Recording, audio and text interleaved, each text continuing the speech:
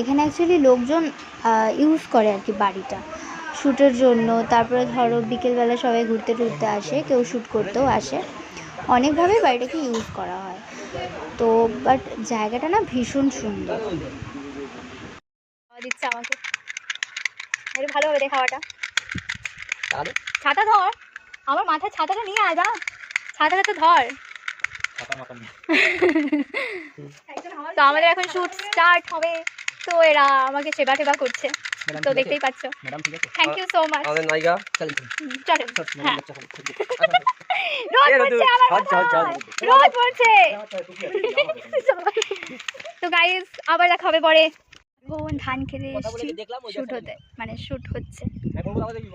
তো এই গরমের মধ্যে আমি আর রিম্পা গরমে হাফ সেদ্ধ হয়ে গেছি, আরেকটু বাকি আছে। তারপরে দেখো কোথাও কেউ নেই।